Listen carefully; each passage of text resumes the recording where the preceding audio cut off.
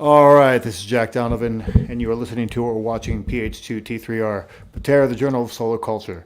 Obviously, I was having a little bit of a mic problem. That's why I have to use one of the old school mics here. I'm joined, as always, by my co-host, CB Robertson. And today we're going to be talking about Gilgamesh, the Epic of Gilgamesh, one of the oldest stories in the world. And we decided to do this in part as a kind of a study guide, because all the new members of the First Men have to, part of their introductory project is to read three books, and the first one is the Epic of Gilgamesh, and so it's a foundational book for our group. It's also one of the oldest, if not the oldest, story in the world. By a magnitude of a lot. There's quite a bit of distance between this and everything else we read, and it's just fascinating to look at a civilization that old and to see things in a different way, and that's why I think it's so important, and to see how many things are the same and how many things are different, and how human people still are in thousands of years ago. Like this is an ancient text, and one of the other reasons I think it's so important is because it really kind of upended history. They were not expecting to find what they found when they basically all this was discovered in an ancient library in Nineveh. I think I looked up how to pronounce it. Nineveh. It's an ancient library, and all these tablets, so like an insane amount of tablets. It was a library, the ancient library that they just happened to discover, and so they start going through the story, and they discover that it has a flood myth in it, like the Bible, but a lot older, and that kind of resets history a little bit. I'm going to take this in because it's focusing on the mic instead of me, and it's confused. Computer is confused. But our volume's very loud. Well, yeah, it's a little closer to me. But I have to get it a little closer so that it doesn't focus on someone else. But I'll just speak more softly and carry a big stick. But anyway, so yeah, it kind of reset history, and this was like in the 19th century. That they started to put this together. It was the late 19th century before they started really translating it and getting a sense of what they had there. And so it's just a fascinating book to look at. And I've read it several times. It was actually the first book that I ever read on Kindle because I thought it would be appropriate because it was the first book, and therefore the first book to really read on Kindle. I don't even have a Kindle anymore, but that was back when that was a thing. And so it's just a fascinating story. And so I thought we'd just talk a little bit about it for our viewers, and also for new members of the First Men can come back and look at this as kind of a study guide or a supplement or whatever as they go through and read the Epic of Gilgamesh and learn about Gilgamesh the king and his best friend. So anyway, I'm not sure where we want to start from there. I ended up going down a rabbit hole with this. I wanted to just read through the whole epic, and I got stuck at a rabbit hole and actually wrote like a 2.5-page paper about some of the things that I found this time around. Because I think it's one of the things. It's like a lot of our guys read this Stephen Mitchell translation, which is very poetic and very enjoyable. But you also have to remember that we're really looking at cuneiform tablets, and they don't read this nice. Like they're a little bit more choppy, and the language is a little bit different. It's not this poetic, flowy English. So there's a little bit of poetic license taken in something like this. Whereas, if you go, but you can online for free, go back and read. You can read it in Akkadian. And then the direct, or as close to direct translation to that, and then there's also Sumerian as well, but the standard version I believe is Akkadian. but there are a number of different versions, and some of them vary because this story was basically repeated and recopied over and over and over and over again for like 1,000 years. It was a very popular story. And Gilgamesh, it's supposed to recount the life of a man who was theoretically at least a real king. Whether he actually slew Humbaba and fought the bull of heaven, we may not know. But he did. In theory, they do believe that he probably existed. A king named Gilgamesh of the city of Uruk, which is a real city that they've discovered, actually existed in some way. So this is just this phenomenally old story about man and mortality.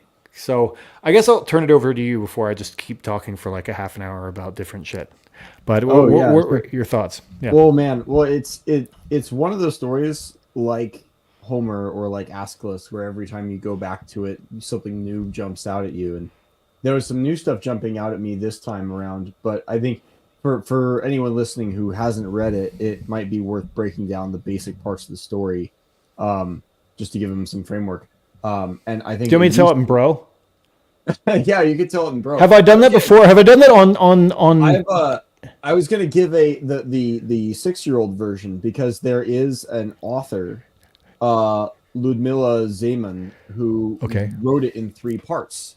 It's called Gilgamesh the King, and then The Revenge of Ishtar, and then The Last Quest of Gilgamesh. And I think it's actually a very nice way of breaking down the story.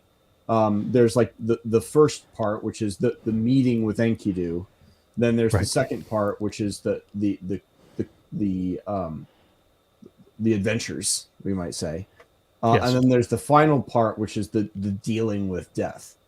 And it's a useful way of breaking down the story. Okay. But going from there into bro talk seems like a good way of going. So I'll do it in bro, and then we can enhance it with actual like. As Homer says, sing for our time too. This is just I've done this several times for different people just because no one reads this story, and they really should. But so I've had to give the bro version, like in a really short version for it. And so basically there's this king, and he's really awesome. His name's Gilgamesh. He's bigger than everybody. He's stronger than everybody. He's 2/3 God. His mother is a goddess, and his father is a man, but he's a very famous man that came before him and was a very powerful man as well. And so he's just this powerhouse that nobody can fucking stop. And he's taking kids out of their young men and just crushing them just because he can, and just beating them up because he's a dick.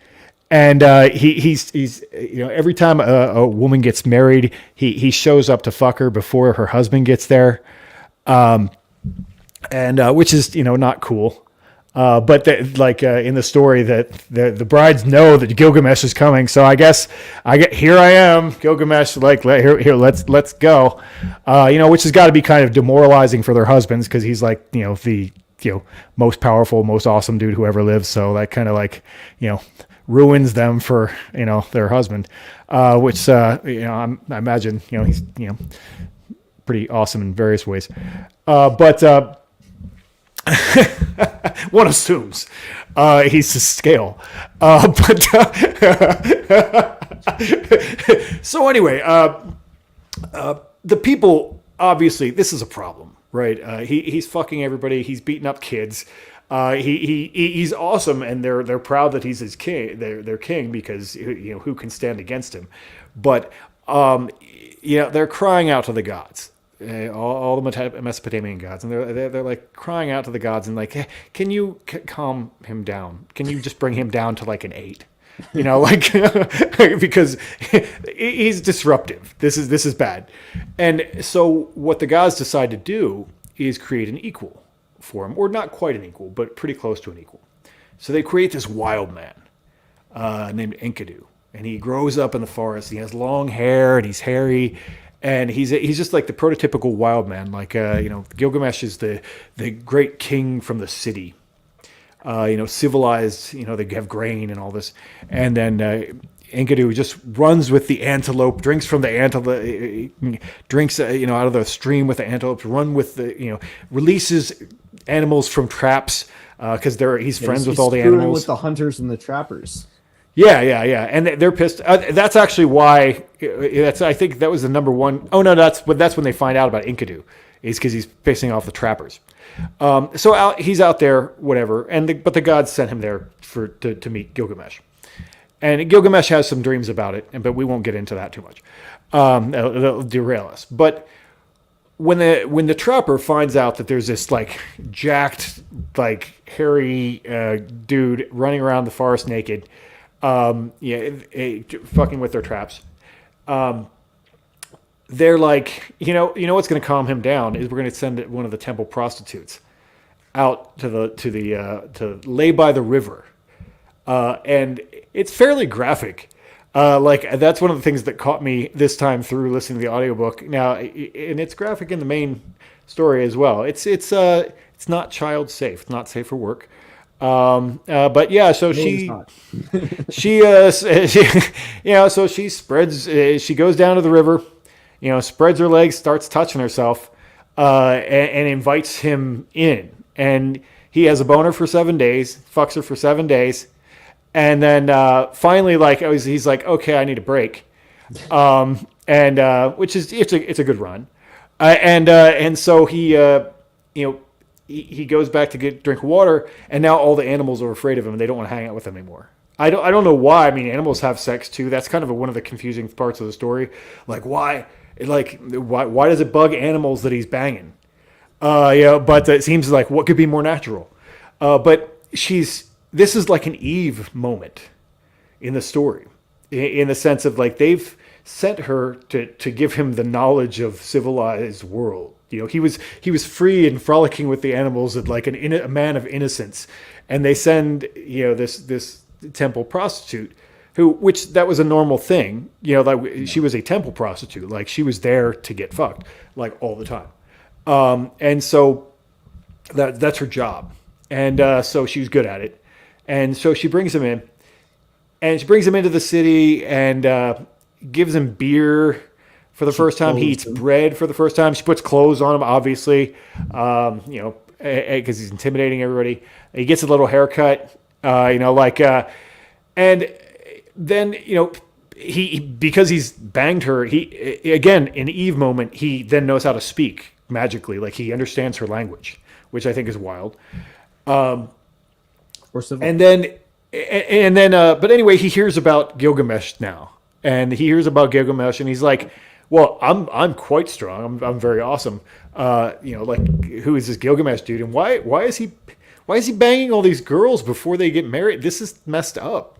And so he goes to stop that, and he's like, "I'm going to put a stop to this Gilgamesh asshole. That's going to be the first thing I'm going to do when I'm here." And so he goes out and they wrestle. And he basically does a judo trip on him because it's basically a trip and he goes to the ground and that's how he wins. There's no ground game that happens at all. He just does a trip and that's fine. And then, but it's such a good fight. Gilgamesh wins, but it's such a good fight that he's like, bro, yeah. And so they become best friends. Which was exactly the plan that the gods had all along. Now he has a best friend. He has someone to hang out with. He's not going to be a dick to everybody in the world.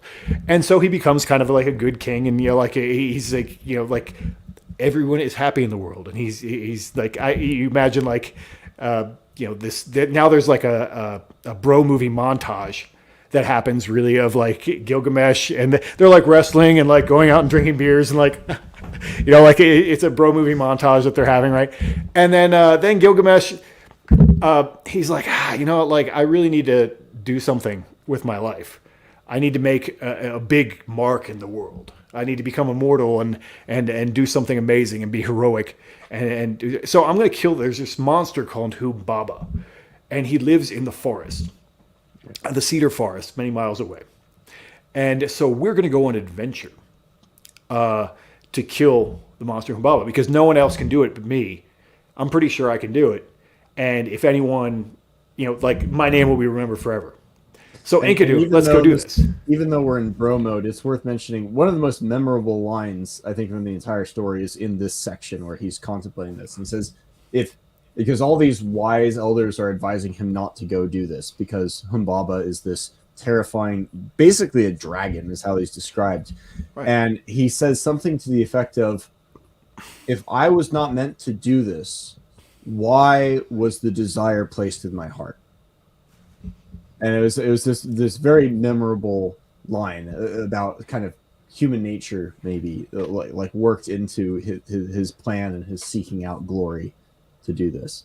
So Yeah, anyways, it was like, why do I have a restless soul? Because I think he's talking to his mom and to his, or his mom, Yeah. like, because she's at the temple and she actually prays for, okay, we're going to bless this journey, if they're going to do it. And I believe she makes Enkidu her foster son, which I caught this time. She's like, you will be my son too, like you're like a son to me because you don't really have a mother. But before they decide to do it, there is a whole moment of like Enkidu is like, we don't need to do this. This is crazy. Like, just look how much fun we're having. Like, why are we going to do this? And he's like, bro, do not be a fucking pussy right now. Why would you want people to know that you died a pussy? Come on, let's do it. And so anyway, that's when Enkidu agrees to do it. And so they go on this adventure. And I think it said, and this might have been the Stephen Mitchell version. I'd have to check the tablets, but they had special armor and all this stuff made for them, all these swords and things made for them. And I think it said like their armor was like 600 pounds, like altogether, which I caught today. I was like, that's a hell of a ruck that they're about to do. So they head, and it's actually mentioned in one of the tablets. They don't mention it in the Stephen Mitchell translation, but they actually head toward Lebanon. Is the direction that they're going. So that's the area is known for cedar and everything. So there was a big cedar trade there. I like zooming in on Google Maps. So like Mount Lebanon is actually a range of mountains. I don't think there's an actual one called it. But it's also brought up tons of times in the Bible, apparently. So they go out towards Mount Lebanon. But as they get towards the mountain range, and they rest every day, and this is the important part for the Order of Fire, because it pertains to the rituals that we've been doing for 2 years now. He says, basically, he offers flour to the mountain. Like they dig a well, they get water, whatever. And then he offers flour to the mountain. And he says, mountain, give me a beautiful dream. And mountain, send me a favorable dream. It depends on the translation. But it's an offering of flour. And we've been doing that. That's, if you've seen us in the video, that's what I make the circle that we build build our fire circle around. I mark it with barley flour, which is what they would have used in that area. So I've decided today in my paper that I was writing that it's called the Dream Circle. And from the tablets, I learned to this. I guess I'm slipping out of bro mode into academic mode right now.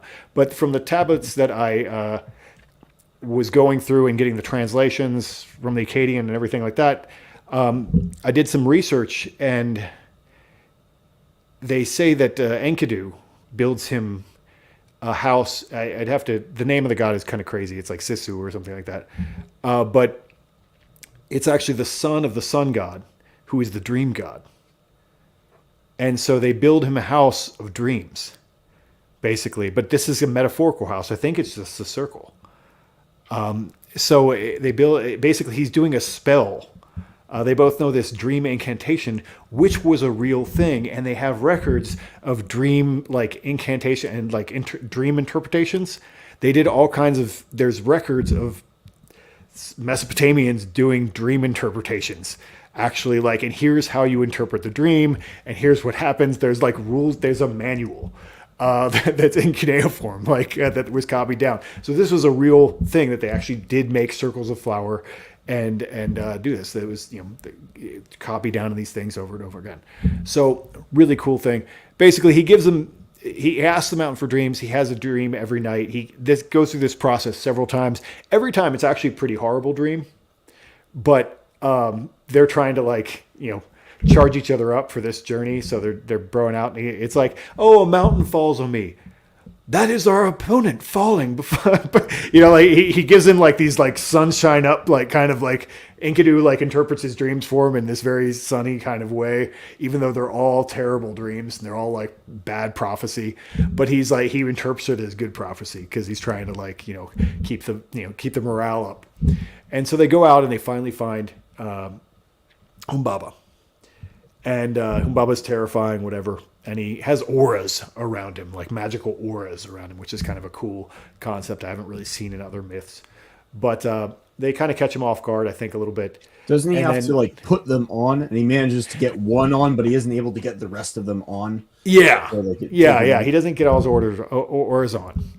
And also, Shamash had the sun god had agreed, with Gilgamesh's mom. He had agreed to like protect them, so to send wind and like really throw this Humbaba off.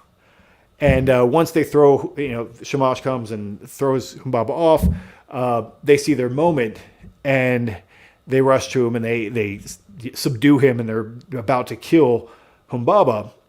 And then Humbaba starts begging for his life. And he was actually assigned, and this is where it becomes the thorny thing with the gods, is that Enlil, the god, actually assigned Humbaba to watch the cedar forest. So that's kind of his job. And so he's begging for his life and he says, hey, I'll give you all the cedar. Just like, let me live. And now Enkidu, who was a pussy before, is now jumping in and being like, kill him before he confuses you. You want to be glorious, just kill him. And then finally they do kill him.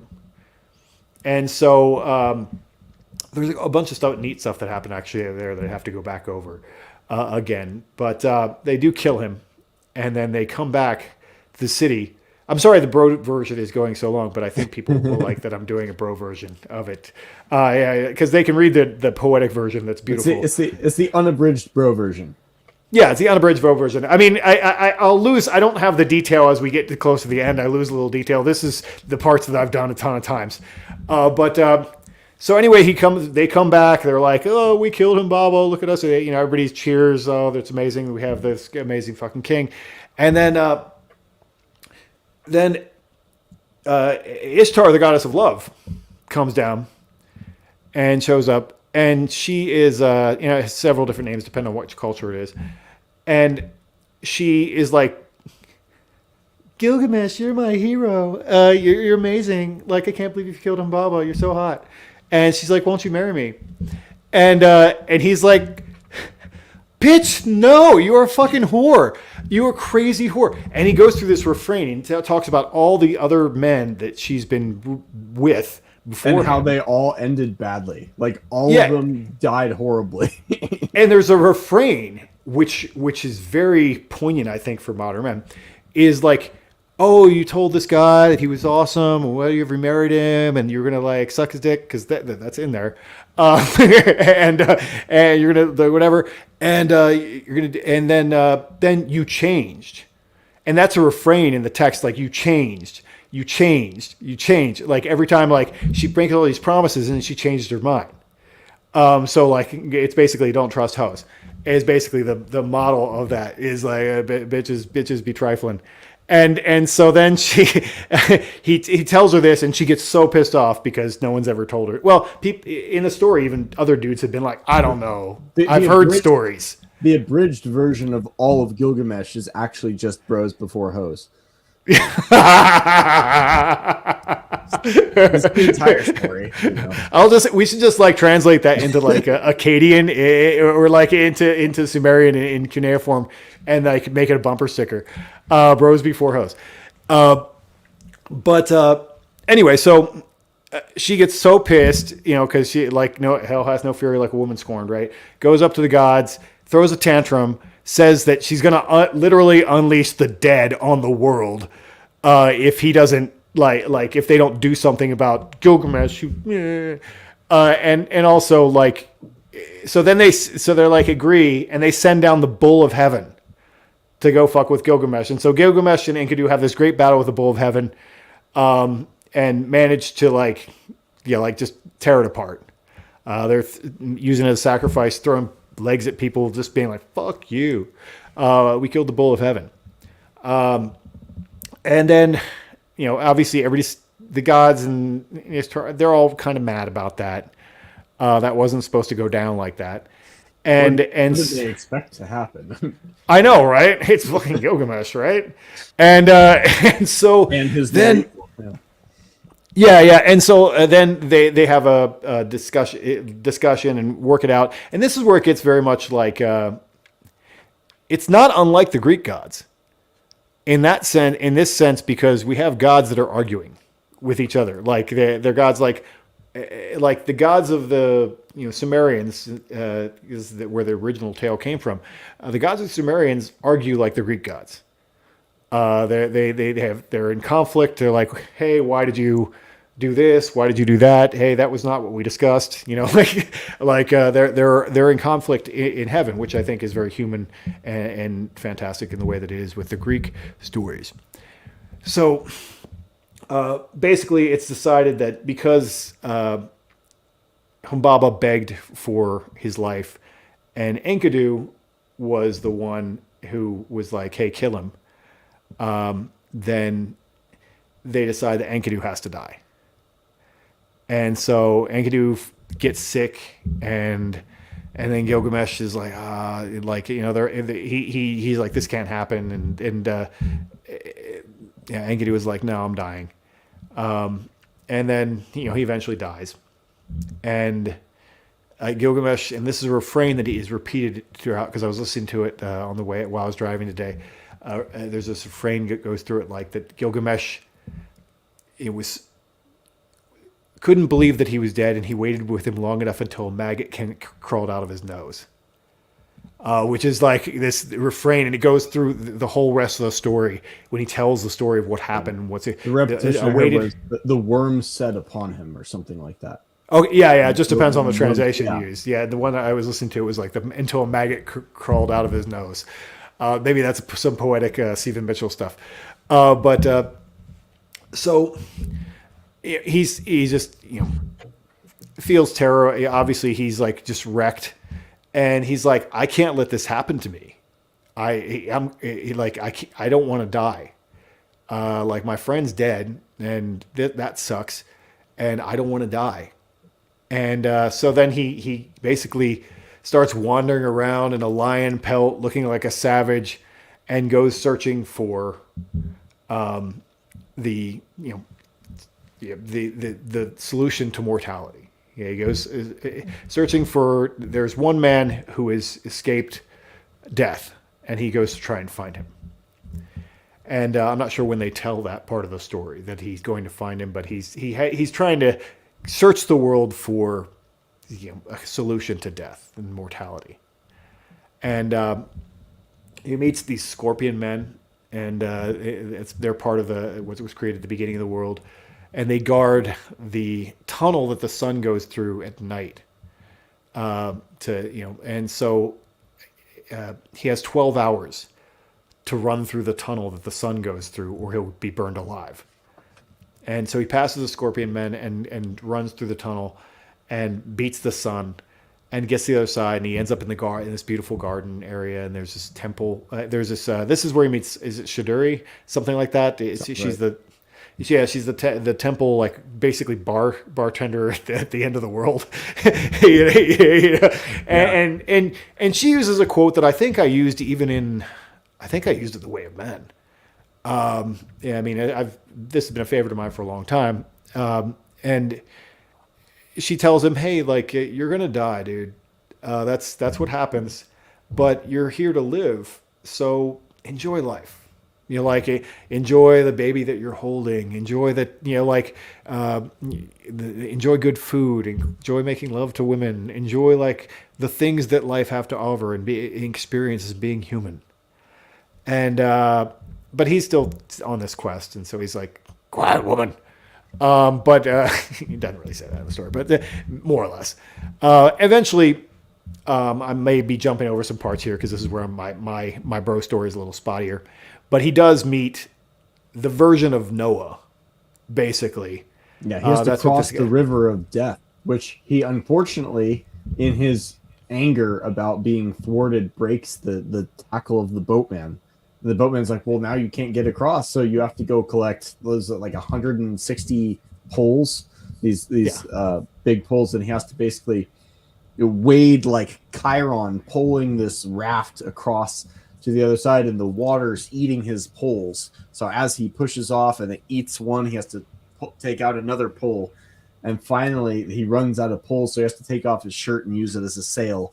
But he gets there eventually. Nice. Yeah, and so he gets to the he gets to, I believe it's Utnapishtim. Utnapishtim, yeah. Utnapishtim, yeah. Something like that, and something Sumerian, and so he gets to Utnapishtim, who's basically Noah, and he hears the story. Like, he's like, how did you overcome death?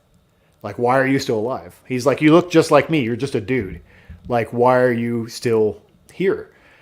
And he tells him basically that the gods, the same story, like the gods were like, fuck humans, they suck. We're gonna just wipe the earth clean. Like someday a rain will come and wash, like the taxi driver speech, basically. The Enema song. Yeah. And so we're gonna wipe the streets clean with those guys. But Io, which is the god of wisdom and the water, and he's kind of like the Lord of the Earth figure in this system. Feels sorry for humans, and he likes them a little bit, and he knows he can't give up the story of the gods, but he whispers it to a like a hedge, or I believe it's a wall, and he whispers it to the wall, but this guy Utnapishtim happens to be on the other side of the wall, which of course he knows. And so like, but this is how he gets out of the rest of the gods being super mad at him. And so basically tells him, hey, build a boat and take all of these animals on the boat and save everything that you can. And then we're going to repopulate the earth. And so pretty much the exact, flood story. And then so they go through the whole flood story. We don't need to tell it, but it was cool that, there's a part where he sends out birds and they keep coming back because there's nowhere for them to land. And then finally one doesn't come back, and he knows it doesn't come back because it finally found somewhere to land. So the water's going down. And I just noticed that part today when I was listening to it. And so, he, tells him this story. And he's like, but he says that the gods gave me this because I did that. That's why I'm alive. Everybody doesn't get this. And then I believe he's given 2 chances, but I forget by who. Kind of. So Utnapishtim says, I can give you like the possibility of learning to maybe emulate what I did, but you have to defeat sleep. You have to stay awake for this story. And like, he's about to finish with the instructions, and Gilgamesh has already passed it out. He's already and so like they leave out a bunch of bread, like to show him that he's been asleep for 7 days, even though he hasn't been for some reason. To like, this one is moldy and this one is stale, and this is how long you've been asleep. But basically, he didn't pass the very first test, and he immediately failed because he's been traveling so hard, basically. And so he says, "Look, this you can't have this anymore." And but Gilgamesh pressures him. He says, "No, you don't understand. I need this." And he's like, "Well, I can't give you immortality, but I do know a secret about a plant that won't make you immortal, but it will at least help you defeat aging. At least keep eternal youth. And it's this flower at the bottom of this ocean that if you go and get this and bring it back, then you can at least be young again and have like kind of eternal youth. You'll still die at some point, but like, you'll defeat aging." And so he goes off to get the to get this flower. He ties rocks to his feet, and he goes down to the bottom, and he finds the flower, and there's thorns on it, and it will prick him, but he takes it anyways. He's like, "Yes, I got it." And so he's on his way back to Uruk with the intention of like, all the old men will be young again in Uruk, and then when I start to get old, I will take it myself, and then I will be young again, and it will be wonderful for the city. But on his way back, he falls asleep, and who should stumble upon the tasty flower but the snake in the garden? And the snake appears and is like, "Ooh, this looks tasty," and it comes down and it eats his flower and runs off, and he's left without any cure for human nature or death. Yeah, and that's basically the end of the story. Yeah, and then basically at some point he dies. Yeah. Like I guess the real conclusion is he returns to Uruk and he writes down this story of his life and his journey and what he discovered on these tablets. I think he writes it on a wall, doesn't he? I mean, I think so. There might be some translation issues. Yeah, maybe. Yeah. But yeah. So he writes the story down and whatever, and so that's the tale, and it's a fantastic story. Like I said, like for it to be the oldest story in the world, it's so wild, and it's just so great how, like I said, human it is. People try to do all kinds of weird things. It's kind of like people try to do the Patroclus and Achilles thing with it. They tried to make like him and Enkidu gay, and it's like it's because there's like literally like one fucking line that they would say like he loved him like a woman, but the thing about that, and I think the Patroclus Achilles tie-in is very relevant because because it's so sexually explicit when it describes these men with actual women, that the lack of explicitness when describing their relationship outside of the context of wrestling and these adventures is kind of like an important tell. It's these people are not prudes, you know. No, they're not prudes. So like if they were to do something like that, you know, they would probably tell you. But I think the Achilles Patroclus tie-in is important because one of the themes that stuck out to me was how amazingly similar is this to the Achilles Patroclus story. How similar is the body double theme, the Therapon theme, where he is treated not as an equal, but as a kind of second self. And this pops up in very, very strange ways. So what the body double theme was one that stuck out to me. The male and female natures, how persistent and interestingly deep the depiction of the contrast between male nature and female nature is in the story is incredible. But the thing that stuck out to me most this last time through was the use of repetition. The use of repetition, first, like it forces itself on you when it's describing his passage through the sun tunnel.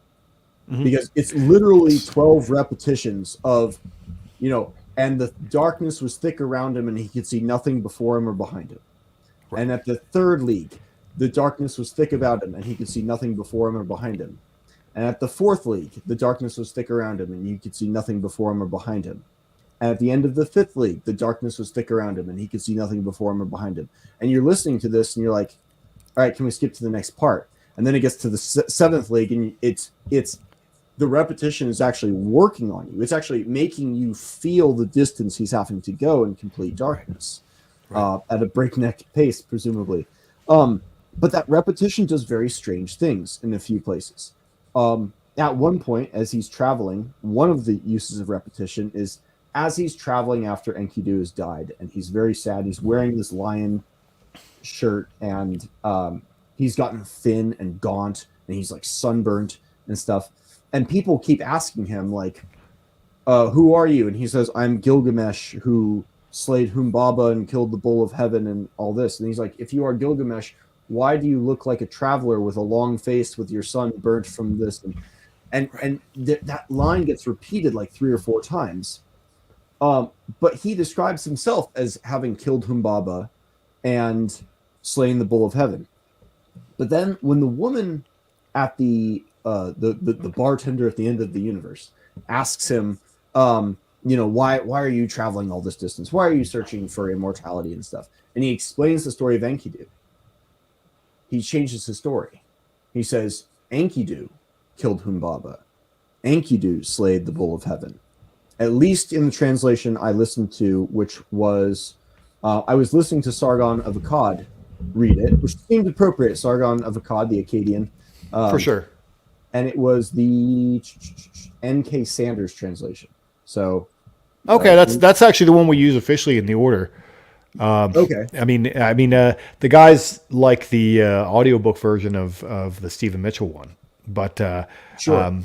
but the N.K. Sanders is the one that we actually use officially. But anyway, yeah. Yeah, but the switch there of who did the killing, and of the Bull of Heaven and of Humbaba, and the reality is, of course, they both worked together to do it, reflects this kind of recognition of a oneness of identity there, which is exactly what you see in Achilles and Patroclus. Greg Nodge describes Patroclus as a body double, a ritual substitute, a theropod for Achilles. And this is why, the Iliad is essentially the story of Achilles and Achilles' death. But Achilles doesn't die in the Iliad, except that he does when Patroclus dies, because Patroclus' death is a foreshadowing of Achilles' death. It's the Chekhov's gun of Achilles. And that's what we see with Enkidu. When Enkidu dies, you might think, well, isn't it strange for your friend to die and your major concern is now yourself? Like, no. He just witnessed himself in another form dying, And so to conflate that with homosexuality is actually to commit a shallow reading of a text that's dealing with much deeper symbolic themes. And this twin myth, as old as Gilgamesh is, might be even older. It might go back to the Proto-Indo-European twin myth that's at the heart of their creation myth. Even though it should be pointed out, Gilgamesh is not an Indo-European story, as far as I'm aware. It's a separate linguistic group, which is in some ways makes it even cooler, because this story is even bigger than the language families. That's really an important point about it too, and one of the reasons why we read it is because this is bigger than a lot of people want to make Indo-European, and then they'll stop like that, and this is like the other people are have totally different things that they didn't care about the same things at all or whatever, and what we're seeing is obviously that's not true. Yeah, there are differences, but there are also commonalities. There are universals, and this twin myth.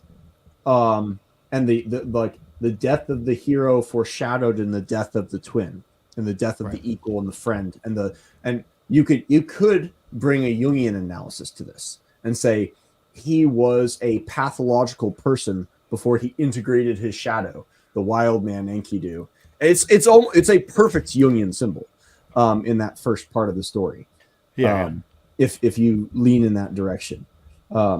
So there's some really deep symbology that a sexuality reading there in an already explicitly sexual book is just, it's kind of reaching, I think, a little bit. Yeah. I mean, and your point is actually really strong, which I didn't think of before. But yeah, I mean, there is substantial detail of some of the other sexual activity that happens in there. And like you said, they weren't prudes. And if they meant that, I feel like we would have gotten some and here's how it went down, detail on what they did. And it just doesn't track, with the meaning of their friendship, the fact that they wrestled and are equals. It doesn't track with that at all, and it just it seems like a stretch. I've had a lot of people bring it up to me like, oh, that's why you like that story, and I'm like, no, that is not why I like that story at all. It's such a bigger story than that. It's it's a story about mortality. Why are you making it about this? Come on. You need a Robert Downey Jr. GIF to just put over the screen when we do it. Yeah. Well, I made that. I have the whatever. Oh, I saw that. Yeah. The Ben Affleck smoking. I went out and bought a pack of cigarettes just to make that meme of myself doing it. I didn't quite. Some people said I didn't look quite broken down enough. I'm like, well, I can't be Ben Affleck. But listen to Emily Wilson do her dramatic reading of the Odyssey for an hour first, then do the cigarettes. Yeah, like, it was just funny. So I have a GIF of that. I'm going to drop every so often whenever someone asks me, like, why did you leave the wolves? Or we can add to it, like, what were Gilgamesh and Enkidu homosexuals? Like Jesus Christ, like, get out of your own head. Anyway, do we have any comments of people that want to are jumping in? We look like we have a lot. Yes, we do have a few. Bert says, Jack slaying cyber dragons as we speak. Stay golden. Conan says, spreads her legs at the river. I showed up at just the right time. Yes, you did. Tuned in at that 10-minute mark. Kyle says, there must be Cialis in those sweet flowing waters. Daniel Rose says, the temple prostitute thing seems a curiously common phenomenon among Mesopotamian religions. Well, I wonder if it's Mesopotamian religions or if it's like urban civilizations of those times in general. Like, was that a psychological necessity if you were to keep a big city together? I don't know. This is an interesting observation, though. Yeah. Death Before Disarm FPV says, I prefer the bro version. Flowery translations lose me almost instantly. It's a hard barrier to overcome when having to read these old stories. Mm-hmm. Yeah. Daniel Rose says, history's first big fish story. Bro, I totally had the elixir of life, but it got eaten by a snake, bro, I swear. Yeah, right. Totally. Ed says, I've always thought it appropriate to view Enkidu and Gilgamesh aspects of one man. Exactly, yeah. Aspects of every man, actually. Yeah. So the civilized man and the wild man. The guy who wants to dominate things and the guy who wants to protect the animals. And Ed and I had the conversation. That's why I kind of brought it up. We were talking about the food aspect of it. And Ed was talking about the symbolism of bread as being like a symbol of civilization.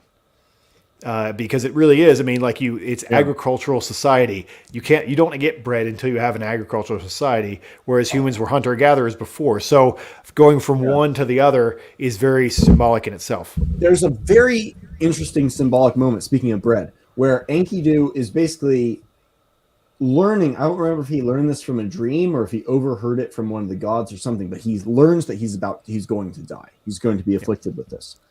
And so he curses the temple prostitute. And he gives this huge curse. It's like, basically, may you be a poor woman who sleeps on dunghills, who has to do your work in the street with like fat old sweaty drunks and stuff. And it's this like very nasty curse. And then Shamash, I believe, comes down and says, Enkidu, why are you cursing the one who brought you bread and brought you food of the gods? And he calls the bread food of the gods and brought you into civilization. It's like, she hasn't done this. And so he undoes his curse, and then he actually blesses her in a strange like turn. But that like the bringing of the bread was like a very symbolically important thing there. Yeah, so, no, absolutely. Bringing the bread, getting him drunk, but very, very symbolic. And that curse, if anyone goes through and reads it, is gnarly. Like, you just touched on it. It's a fuck you curse, like in a big way. Yeah, there are like various ancient texts that give variations of a like, I wish I was never born. This was like I wish I was never civilized kind of curse, and fuck you for civilizing me. Daniel Rose says, philia, we've got some Greek coming into our Akkadian here, is an experience of love that Western culture has lost, so naturally Westerners misinterpret it. Philia, for those of you who don't know, is the like brotherly love. It's the phileo. It's the like what we call like platonic love and so forth. And Viking Bastiche says, Jack needs to be holding a Dunkin' Donuts cup leaking coffee with the cigarette look for ultimate Affleck. Good suggestion. And Suffer No Illusion adds, Enkidu learns of his death in the dream. So thank you for that. Yes, the dreams and the messages from the gods kind of get blurred in my mind because symbolically there's a lot of Venn diagram overlap in there. Right. But you mentioned earlier on, speaking of Enkidu and bread and so forth, and the process of civilizing, the strangeness of why is it that Enkidu having sex with the woman causes the animals to reject him? And it was a weird one to go back and read through because it was the first instance of what sounded like ritual repetition. It begins with Gilgamesh, who hears of this wild man. He says, basically, he orders the trapper, take a temple prostitute and go out to the forest and have her lay with him, and all the animals will see this and reject him. And there's a particular way he phrases it. The animals will see this and reject him. Mm-hmm. And then the trapper tells of this plan to some like family members or elders or something, and they say, yes, he'll sleep with a temple prostitute, and then the animals will reject him. And like one other person, there's like 3 repetitions of this. He'll sleep with the woman, and then the animals will reject him. You hear it 3 times, and then it happens exactly as everyone said it.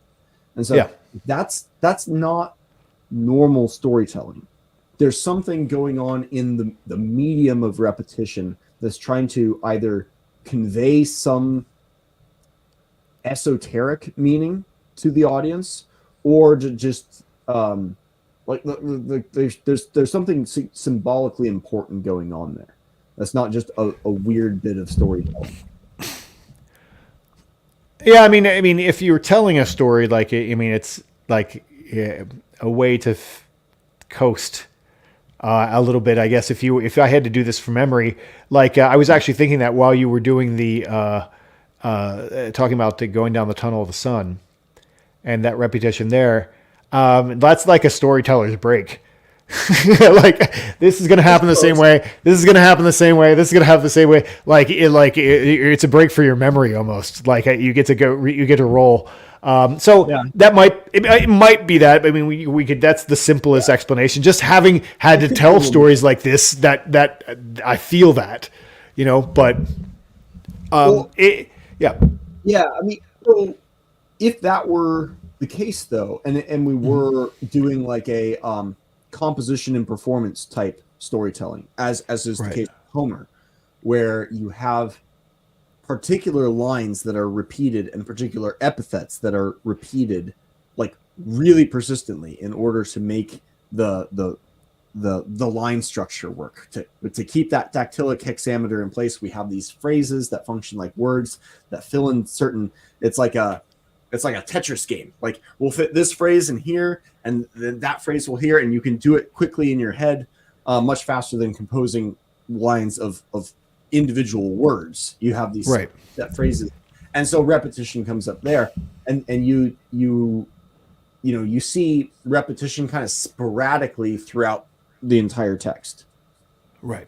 But with Gilgamesh, I mean, maybe that's going on with some of the phrases that didn't make it through translation, but with exactly the same lines, it's not the same kind of composition performance. So it might be a storytelling break, but it is often like a point of emphasis. It's often in the poetic tradition, that kind of repetition. If you see, I'm trying to think of examples offhand from more contemporary culture. Lord of the Rings, Return of the King, when they're going through the mountain, the way under the mountain. It says, the way is shut. It was built by those who are dead. The dead do not suffer the living to pass. The way is shut.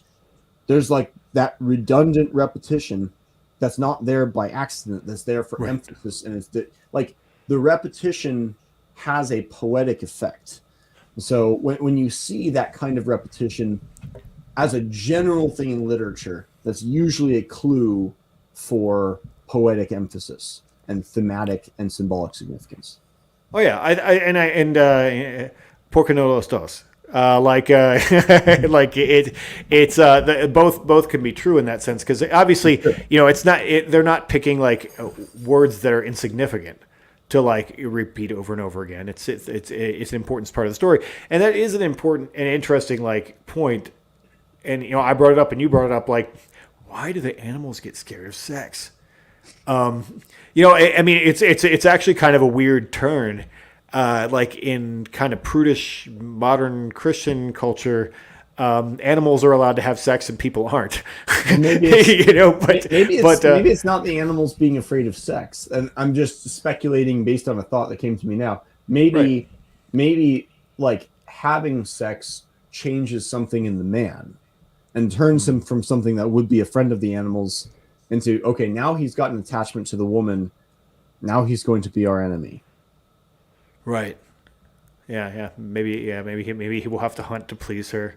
Like that could be a possibility too. I mean, it's now he's part of this, or she is the entry point to the other world, the world of civilized man, and now he is no longer their friend. He is the enemy, which is, I mean, that is her function in the whole story, is to bring him into civilized world. So that is the break. The civilizing process. He's no longer a man in nature.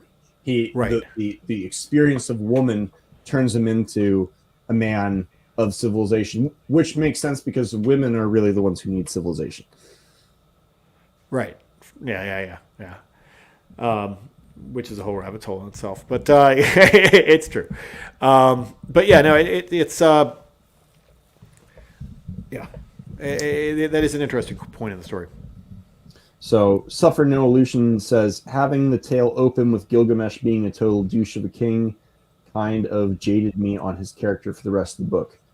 Yeah, I mean, I get that. Like, I feel like the moral expectation of characters has changed because of Christianity, perhaps. Like, at this time, like, greatness was a matter of like excellence, not like moral and power, more so than like moral perfection. But like you see this in the choice of emphasis before and after Christianity with the Iliad, right? Before Christianity, the fact that Achilles is the protagonist is kind of obvious. It's kind of like, of course Achilles is the main character. He's been dishonored, and so he kind of overreacts, but he's the best man. Of course he's like the protagonist. After Christianity, the instinct is to try to make Hector the main hero, and to see Achilles as this kind of crybaby because of his moral imperfections, because he commits acts of hubris in a couple of cases. In the pre-Christian reading of it, that does nothing to his status as a great man and a protagonist. In a sort of post-Christian world, it sort of disqualifies him in some way. And I think you might be risking missing the native understanding of Gilgamesh if you approach it in that frame. Yeah, and something I've written about for years, especially with the subject of honor, is that the topic of honor changed a lot with Christianity.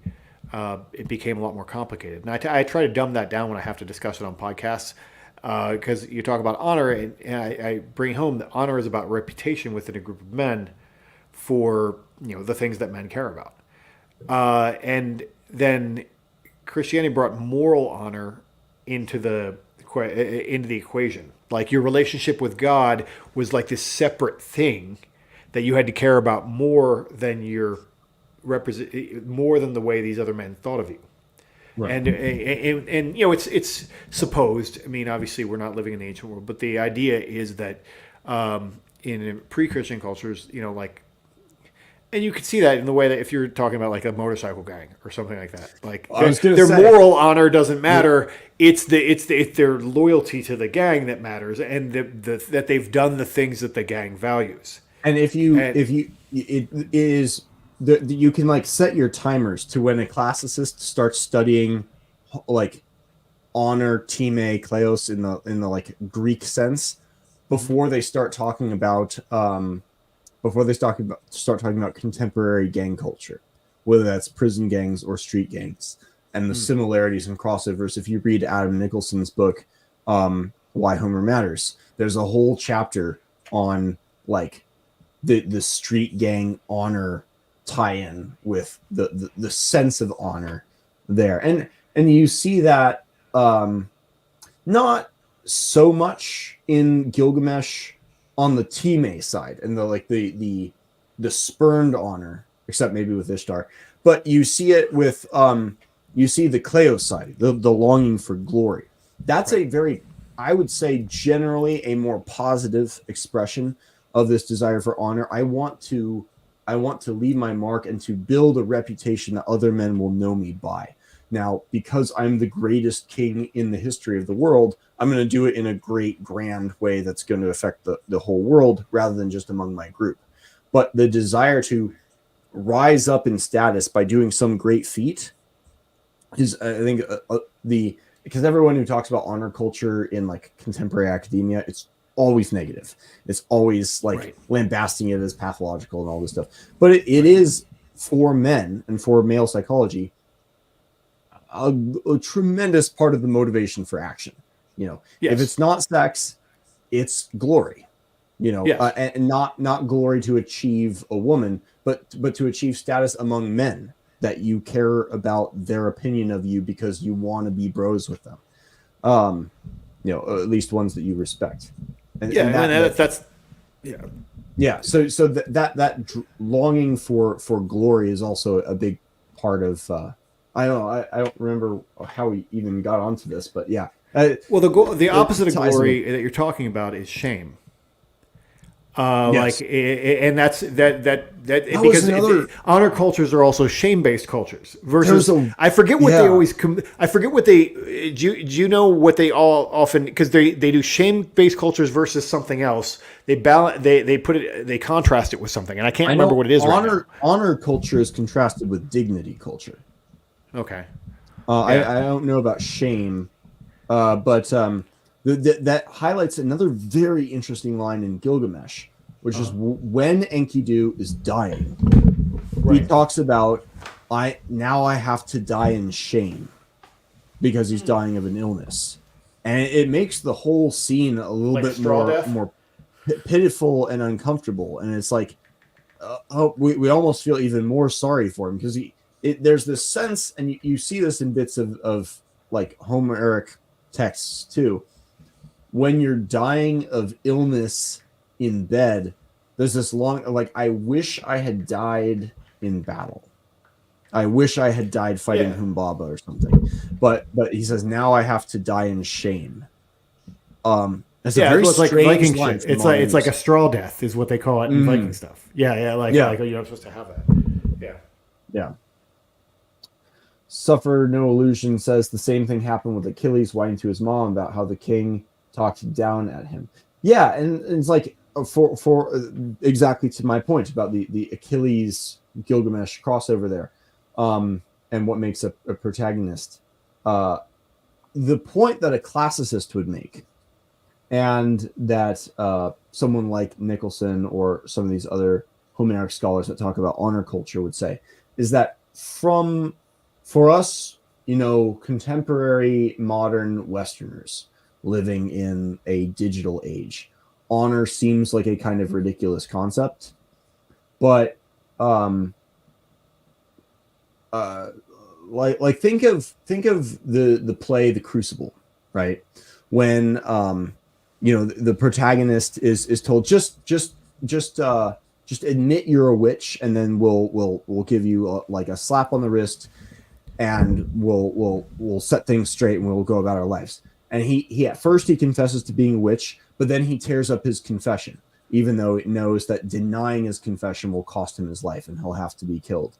He says, because it's my name, because it's the only one I have, and if I don't have my name, what do I have?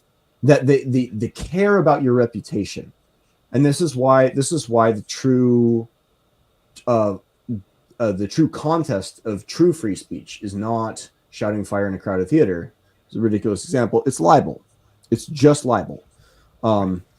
because that is like violence, not to your body, but to your reputation, to your soul in the social context, so to speak. And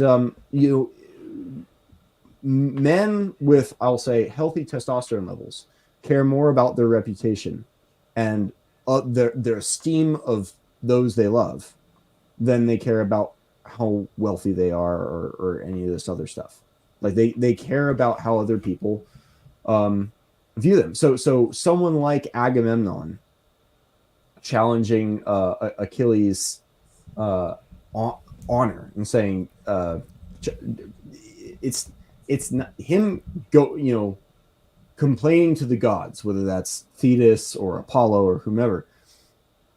That looks petty to us who live in a dignity culture where we have this sense of like an unearned sense of value.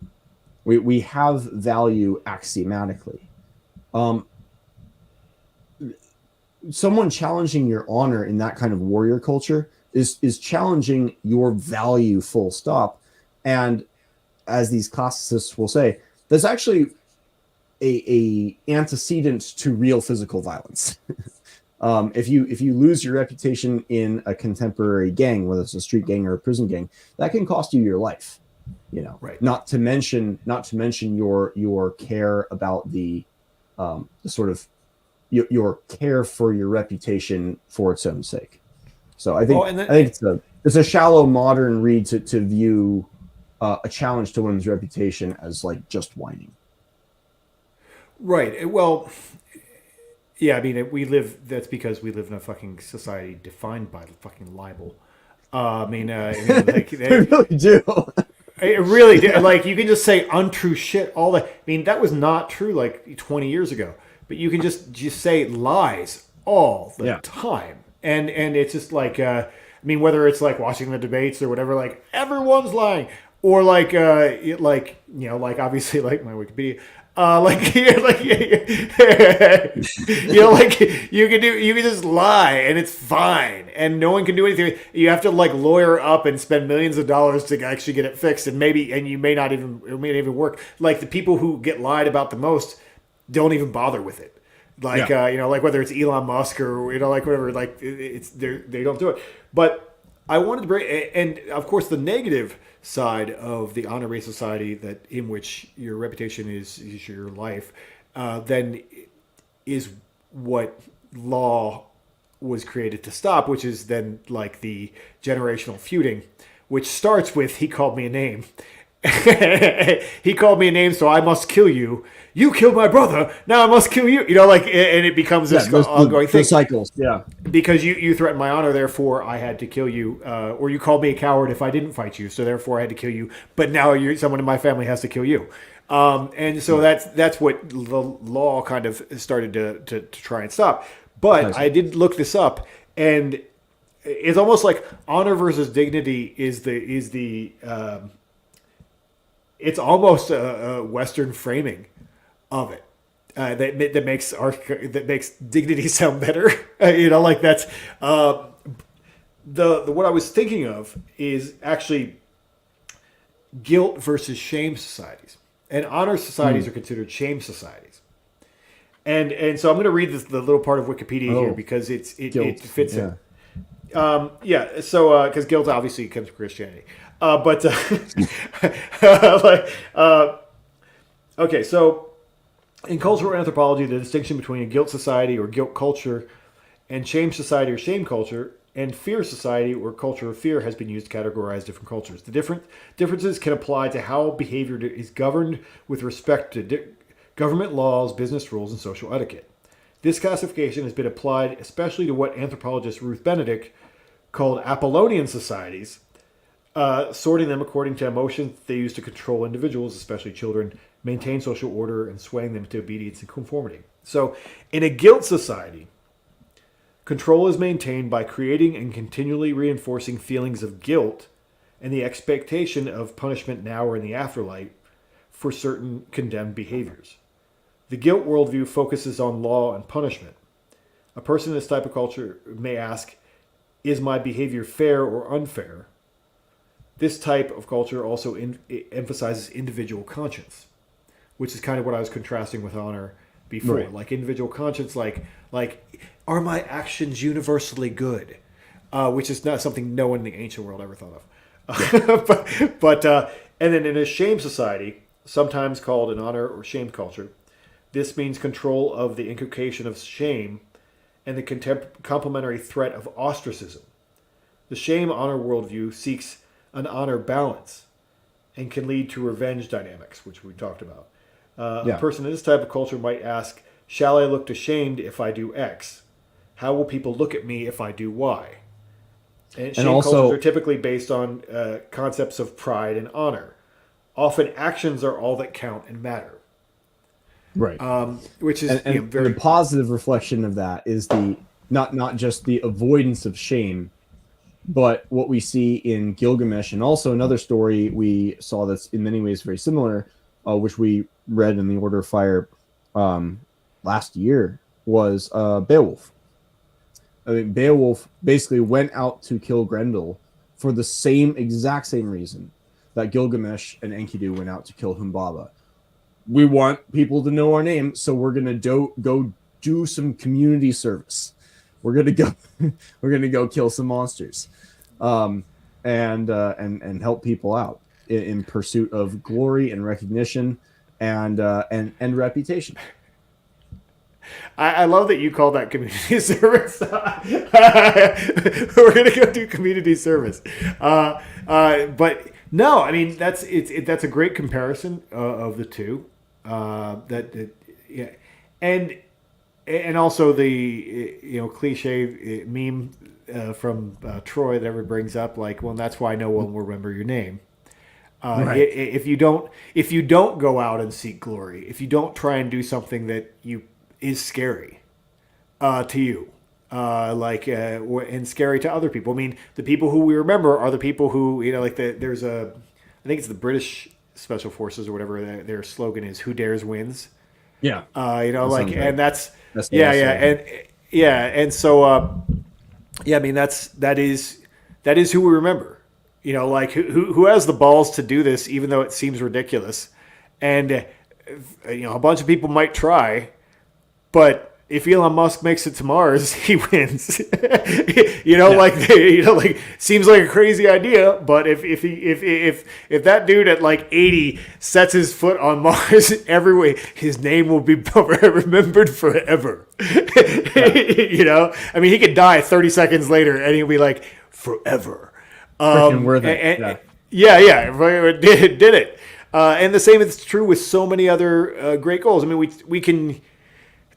It's also a thing in modern society, obviously, to talk about like extreme athletes, extreme whether extreme in anything, right? Extreme athletes come to mind, especially because people will say, "Well, what happens to them when they do that," and I will too. I always tell people, like I always use the example of powerlifters because I'm like, well, unless you're at the top of the world, unless you're trying for that 1,000-pound squat and you're going to be that guy, maybe you don't need to break your knees. Because that's what's going to happen. And if that guy breaks his knees, but he got the 1,000-pound squat, no one cares. Right. That's who cares? I mean, because he did the great thing. But if you're going to do a mid thing, don't break your knees. Yeah. In the same way, like my jiu-jitsu coach always laughs, is like, "Oh, what will you let that guy break your arm for a $5 medal? Good job." Speaking of Elon Musk and extreme sports, I feel like the most Gilgamesh-like story graced our news headlines last month, I want to say. Okay. Where President Maduro of Venezuela, because of things that Elon Musk said, challenged him to a fight, and Elon Musk accepted. So I don't know the status of this fight, but I don't know what happens if Musk wins. But Maduro said if he wins, he wants Elon Musk. What he wants for compensation for beating Elon Musk is he wants Elon Musk to put him on the moon. Which is that's kind of a neat, weird thing. That's kind of a win-win for Elon Musk, really. But right, it's kind of a Gilgamesh thing in many ways. Yeah, like Yeah. like a oh if you beat me, like if I beat you, like we can be bros, almost in a way. That was it was the coolest fight challenge if I win setup I've heard in a long time. For sure, So yeah. Not like the failed Musk Zuckerberg fight. yeah, That was like last year's story. I hope But this goes through. You know, we'll yeah, see. It probably won't, but it won't. I thought it was a go through. cool. It won't go through, but it's still a cool story, and it feels like it's invoking the kind of Gilgamesh Enkidu, like men becoming pals by testing each other, Right. dynamic. That it's Right. tapping into something deep within male psychology, and it's cool to still see that in men, not just in the streets today, but in the highest positions of power too. Yeah. Yeah. Absolutely. And that is how a lot of men do make friends. You know, like they get past whatever the physical stuff, and then it's like then they respect each other in some way that only that can create. Yeah. Yeah. Let's see if we have any more comments here. Daniel Rose says tricky balance to find between honor and internal validation.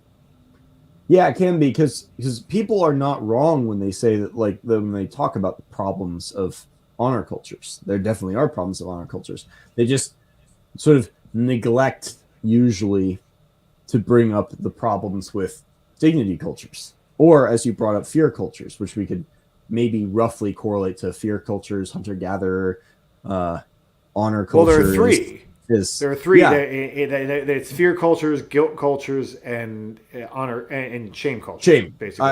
And you could maybe create a rough parallel from like shame culture is pastoral, fear culture is hunter-gatherer, and guilt culture is agricultural. That's probably pretty low resolution and not super super precise, but maybe interesting food for thought and exploration for those sorts of people who are interested in the anthropology. Yeah. Stuff for No Illusion says slaying dragons equals community service. It's true. You could also call it picking up garbage. I don't know. It's, you know, I'm always reminded whenever I hear people talk about community service of like Thomas Sowell being interviewed, and he was asked, like, he asked the interviewer, like, why do people think helping the homeless is community service? What empirical evidence is there that helps the community? And he was pointing to some stuff that went the other way. I always thought that was one of his spicier takes, but it was also funny. I think slaying dragons is better community service than most of the stuff that passes for community service these days. Yeah, well, it is. Well, I mean, I'm cleansing the threat to the community is basically what you're doing. You know, like in the way that I've always thought, and someone should do it. I mean, you could probably just have AI do it right now, but I've always thought that it'd be the labors of Theseus would make such a cool Saw film. But like in the way of, like, you know, like a horror film, because he's killing serial killers. Like he's doing a service in the way, like you could redo Theseus as like a True Detective kind of deal, where he goes around and kills. He's just constantly killing serial killers. There's something to that. I think, and that is community service. You know, like he's killing serial killers. But yeah, no, it's an interesting thing, and I like the homeless thing. I tend to agree with that. My take on homeless is like, you're like, why would I give you change to stay in my neighborhood? Yeah. You know, like that's kind of like having lived in really bad neighborhoods in my life.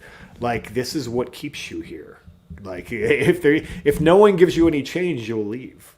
Yeah, you know, and go where they do. You know, like you go back downtown. Yeah, it's tough, and I normally like being harsh on homelessness.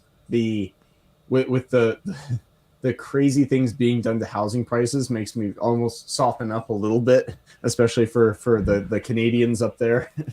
Well, yeah, you know, no, I mean that's different. It's a little bit different, and there's a different kind of thing that happens there. You know, like it doesn't. There's dudes who live on a bridge because they want to live under a bridge, and like or just because they're shitheads.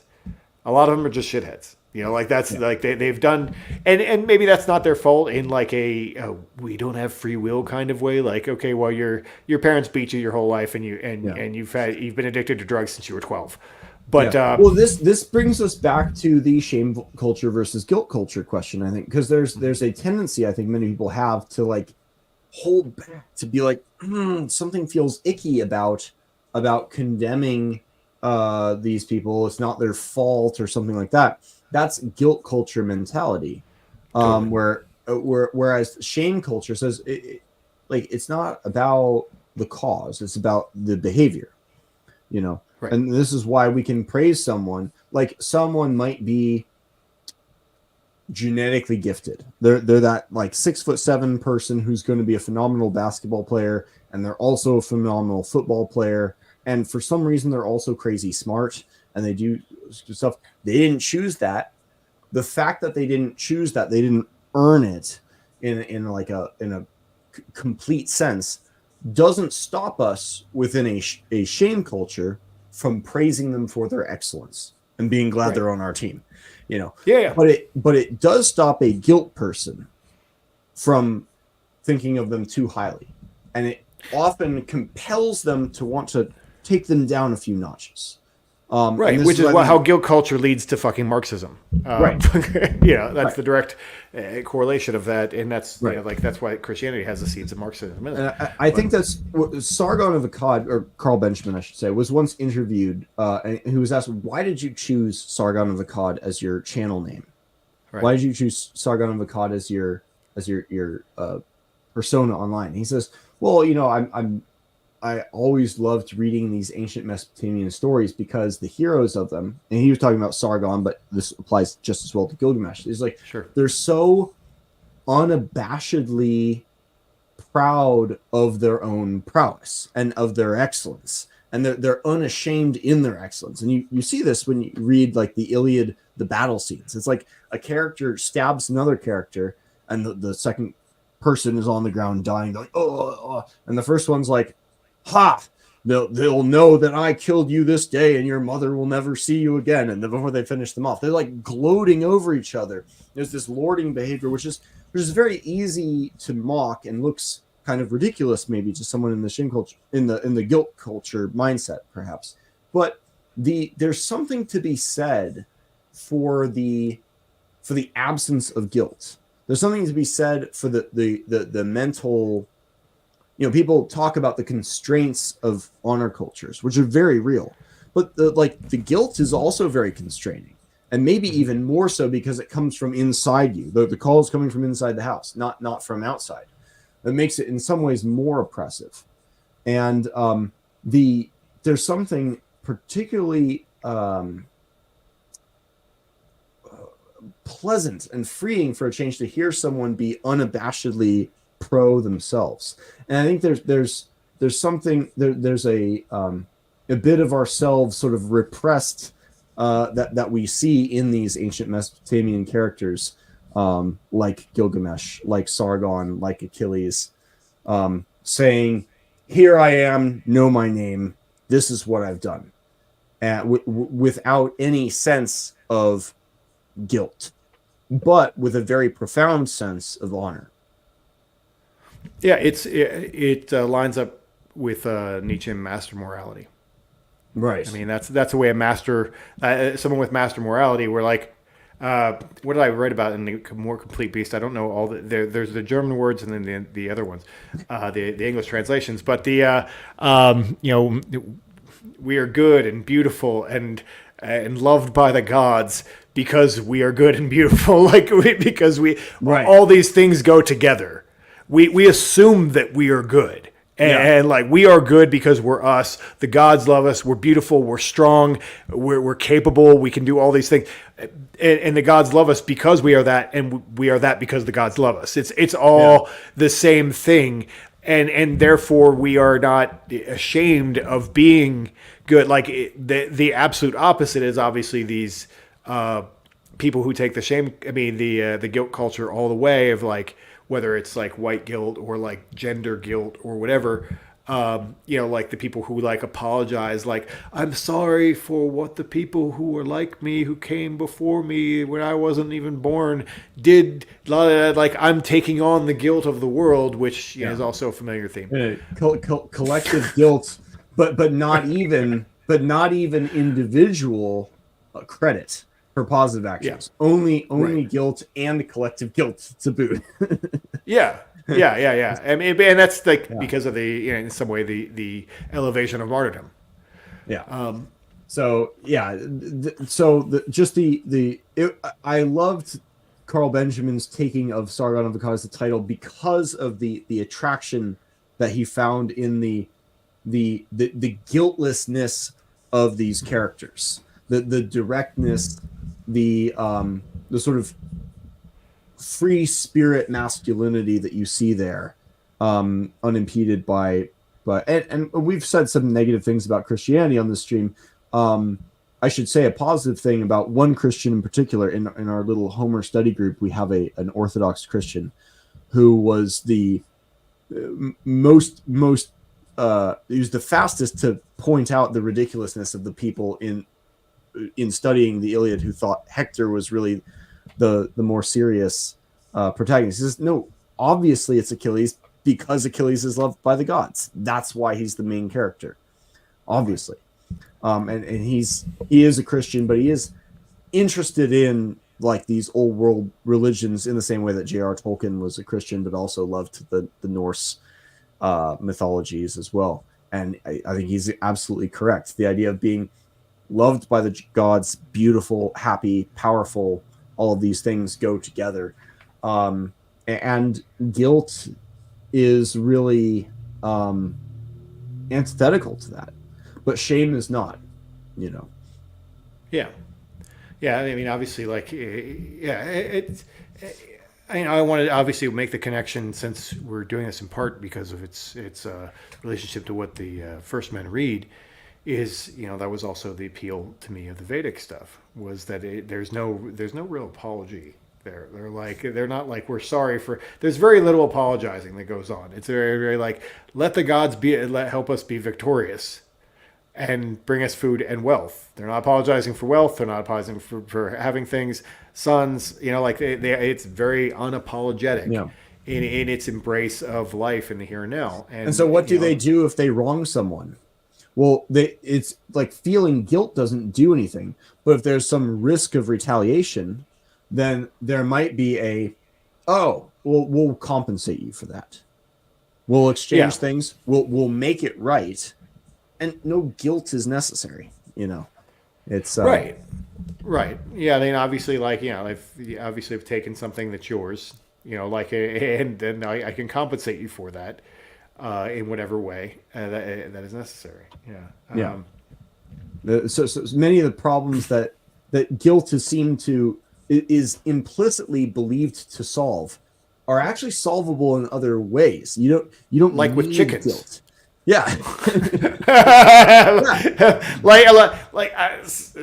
Sorry, I raped your daughter. Here are 12 chickens. Yeah. You might run into a situation when the person's like, that is not enough. We need at least 30 chickens. 12 is not. How about a horse? Come on, a horse. She'll recover. Or if they're really nasty, it's like, no, I need the life of your son in exchange. But if they're more reasonable, they'll say 30 chickens or something. But yeah. Sorry. So there's all kinds of psychology we could read out of that. But the themes of Gilgamesh are really like the honor, dignity, or shame, guilt, fear dichotomy is there. But there's the body double hero twin myth there. There's male and female nature there. There's the flood myth narrative there. There's there's some literary techniques there. Like repetition is only one of them. There are many more. The symbolism of the snake. There's probably some significance to cedar beyond just geography. That's just speculation on my part. But the symbol of the bull of heaven could probably be explored in greater depth, given some of the other stories of heavenly owned cows that keep popping up in various other stories, For the sure. Odyssey and other places. There's so much going on in the very, very ancient story. It's extremely worth reading, and it's short. It's not like the Iliad and the Odyssey that it's like, oh, I got to read this like freaking, thick ass book to get through. The Gilgamesh is like an 2-hour audiobook. Yeah, they had to write that on clay. They're going to be a little bit more like judicious with words. It doesn't need to be as long. But do we have any more comments in there? Galactic Spectator says Musk Maduro fight in Tijuana would be something. Would be. But yeah, that's about it. Okay. Is there anything big we missed? I don't think so. I mean, there could probably be a whole thing about the Scorpion then, which is like one of the coolest little asides in that story. I think there's probably a theme of like responsibility at work here, where it's like on the one hand, there's like this idea that his immortality is beyond him. It's not something he can attain. But then it's like it's almost within reach, but for his own failures, his destruction of the tackle, his inability to stay awake, his not quite guarding the flower well enough. The promise is tantalizingly close, but for his own mistakes, and that's a theme that also comes up in the Odyssey, 1,000 years later or so. But like one of the opening lines from Zeus in the Odyssey, it's one of my favorite lines, is like the shamelessness of these mortals always blaming the gods for their own misfortunes when they multiply it by their own actions beyond their proper share. That's the Fagel's translation, I think. But it's you get hints of that in Gilgamesh, 1,000, 1,200 years earlier, with him breaking the tackle that was required to cross the water, which he ends up doing anyways. But then, the sleep and the losing the flower to the snake and so forth. It's just interesting foreshadows to themes that seem to keep popping up. Yeah, well, I mean, really, the whole thing. I mean, there wouldn't be a story, but he could have just been awesome and not been a shithead when he was in his 20s or whatever. Right. Which is pretty normal. Okay, he was a shithead when he was 20s. He was a jock shithead that he was a total Chad and he got out of control. So that's. Obviously, if he had been better behaved, people would have had to cry out to the gods to fix the whole situation. But then we wouldn't have a story, and he wouldn't have any glory. You could also probably expound on the juxtaposition of what tames who. So like Enkidu is tamed by the woman, but woman is clearly not sufficient to tame Gilgamesh. It takes a man, an equal, a friend, to sort of civilize him even within civilization. And right, he's like immune to the power of women, really. I mean, he's just like what some of the it's hard to separate, what's translation, and it's like, well, you really have to go back to tablets to look. But not even. But not even Ishtar. Not even Ishtar. He's like, no, bitch, please. He definitely, some of the reading that I did was like he takes the young women and he uses them. He just uses them. I think that was the Mitchell translation. I was like, that sounds worse, than what he was doing. He just uses them. He's definitely immune to the charms of women. But another topic that would be interesting, we touched on it at the very beginning, is temple prostitution. And just because that's one of the things, like I've had actual, because I've recommended this book for years, and Christians will read it and be like, this is a dirty book. Like they'll be like, this book is immoral. They'll be kind of horrified by it. And but I mean, that is before people were prudes. And okay, well, again, there's human universals of like needs and like wants, and what do people actually do versus what you wish they would do. And the idea of having temple prostitute, because it says in the story, now I don't know how Mesopotamian society actually worked, and no one really does. It's like just here's some pottery, like the rest of archaeology. Here's some pottery and some like lines from a book that we translated. But it said that she was there to open her legs up to any man who needed it.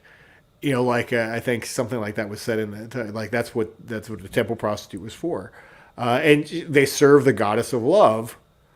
I mean, you could imagine like an analog in ancient Greece, like, oh, this is a temple of Aphrodite, so therefore this is where the sex happens. And so the idea that would be, you have to have a culture that really hates sex to be as against that. Now there's obviously all the bad things that can happen with prostitution or whatever. But as I forget where we were joking about this recently or who I was joking about with, but there's some people who are just meant to get fucked. Like that's there's some people who are meant to be mothers and whatever. And there's some everybody has a talent, and I don't know how you ended up a temple prostitute. Were you raised to be a temple prostitute? Or like, is it because like, things happened, and you just, that's where you ended up, is it like a home for wayward girls who got caught sinning too early or whatever, who knows? Yeah. And I you could possibly make a male sort of mirror comparison to there are some men who are just made to kill people or things. Yes. Yeah. And that's I think a fairly strong parallel. And like, will they make good dads and husbands? Most of them probably not. But they're really good at this one thing, and they really like doing it. Yeah. And they like, there's something both tragic but also kind of symbolically powerful in the tendency for these two kinds of people to meet very often. Hookers and special forces guys, yeah.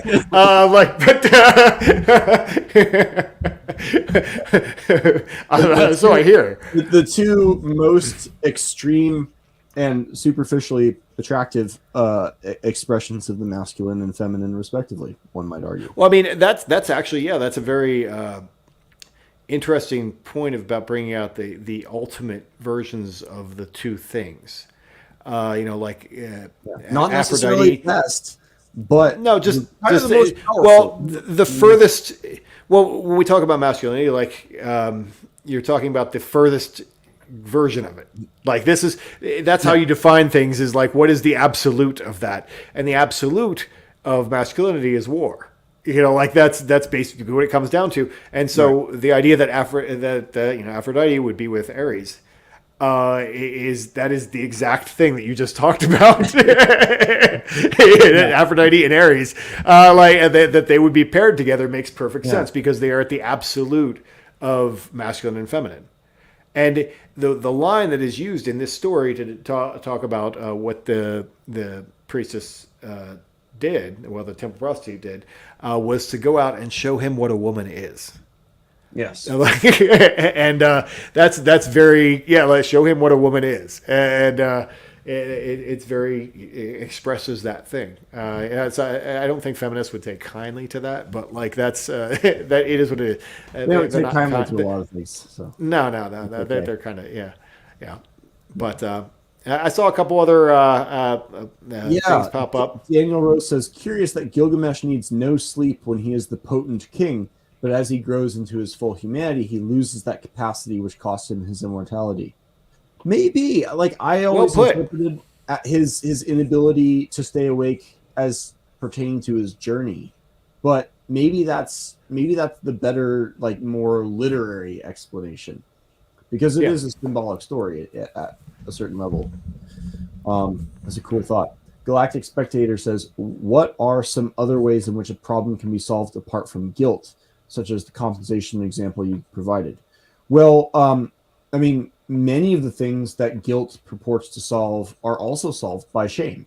So there are a lot of memes going around, for example, about like oh, you put your shopping cart away, and this is supposed to be like the ultimate test of your morality as a person. This Because is like no a one theme of sees the to do it. show. We talk Yeah, about this like every but, every show. but like really, you want to be like you could be seen not putting your shopping cart away, and Yeah. even if you're not necessarily seen, the possibility that you might be seen not putting your shopping cart away. Shame can operate a lot like guilt in motivating us to do the right things. Yeah, shame would basically the shame version of that is if anyone would actually call you out on not putting your shopping cart away, or Yeah. just glare at you, or be like, "What the fuck are you doing?" Yeah. Like like whatever, and that's kind of like, "Oh, I'm a bad person." Whereas Yeah. the guilt makes you put it away by yourself because you know you're a bad person if you don't do it. Like Right. it's like, and growing up in a guilt society, I mean, I have a lot of things that I do I just will because say, I I'm very German in that the way. guilt a little bit. Like I don't Yeah. think guilt is an inherently when you think about it in those terms, I kind of like having a little bit of guilt because I like being a certain kind of person even if there aren't other people around. Like Right. I like imagining that even if there weren't people around me, guilt would drive me, for example, to exercise even if I wasn't being actively pressured to do it. So maybe What there's if no one would ever see you? Ooh. I like to imagine. I like to imagine I would be. Who is it? Was it Denzel Washington in what was the zombie movie where he's alone with his dog? Shoot, I'm forgetting the movie. But he thinks he's alone in the world, and there's these zombies around, and he's still doing pull-ups. He's still staying fit and doing all this stuff. I like to imagine I'd be that guy, who was still doing good things even if there's no. But maybe there'd be no point. I don't know. Yeah, I mean, it's so much of the reason that I pursue fitness. I mean, is obviously there's a whole bunch of benefits that come with it, which Right. but most of them have to do with other people. Like there's obviously all the social benefits and like that it brings. There's other people seeing you. There's like and there's whether it's me competing with other people in terms of like wrestling or whatever, like being fit. I mean, like who knows? Maybe I would smoke if I didn't have to do jiu-jitsu. I might smoke all the time, but I know that those two things don't go together. So like, but if there were no people around, smoking all the time, that's it just depends. I think, and so I think there's a big shame component. There's a question to be asked too of like, why are people wanting to escape shame? Because it feels like the desire to cultivate guilt in the place of shame. And this is explicitly a rejection of shame in Yes. like, the Bible. It's like there are explicit rejections of honor and the opinion of men, and as something that is just foolishness. All you should care about is the connection with God and this other stuff. It's like I believe it was Aristotle who said like only, or it was Aristotle or Plato who said like only either a god or a like crazy person can live without human society. I don't remember the precise wording of the phrase, but it's like we're social animals. We are built to be in small groups or in tribal groups or maybe slightly larger groups. Probably not cities, but larger, groups of people. Why are we trying to escape the influence of their concern? Why are we trying to escape, their desire by internalizing this this notion of good and right and so forth? I can do a few layers on that. Actually, now that you point out the question, guilt runs empires better. Like bigger systems rely on you doing something whether or not there's anyone to see it. And dependent. I mean, like me, because I am very German in certain ways, and like I was raised in the Shire. I mean, I signal in empty parking lots just like as a matter of habit and shit like that. Like there's things that like one does not simply not do that, whereas like I know tons of guys who are just like, no one's watching, who cares? But and they're right. But bigger societies are anti-tribal. Yes. And so tribalism is like you're only beholden to these guys that you know, and then that's shame culture. But you're beholden to the bigger society and our big rules that overstep all those little rules. Is one of the reasons why I think maybe Christianity did so well. Because I think it's it's a religion of big empires. You can control a large group of people and give them, I always say, like give them a common ancestor, which is a big thing that you do whenever you're trying to combine tribes is collective kinship. But we'll tell them a story about how they were all born of the earth together. Right. Yeah. And so there's that. And then you jump into modern society and it's even more about state control. I think, you be guilty all the time. Be guilty for being alive, for eating meat, for all the things that people are supposed to be guilty for that are perpetuated by the lovers of big states. Like that. Those are all big state things. If we can make everyone feel guilty all the time, we can manage them without having to tase them. We don't have to tase them. And of course, we don't want shame culture because, and modern culture is explicitly anti-shame, which is why we have shamelessness. It's explicitly like you're not supposed to be ashamed of everything. Obviously a huge example of this that kind of pioneered it was sexual revolution. Everybody's ashamed of sex until they weren't. And then, and then obviously the whole gay thing, that whole culture, like pride culture, is about not being ashamed of things that people told you were supposed to be ashamed of. And so they're, as a collective culture, their inability, they're unable to shame others because that is a foundational part of their, we got a tip. That is a foundational part of their belief system. Is that we can't shame anyone because we do not like to be shamed.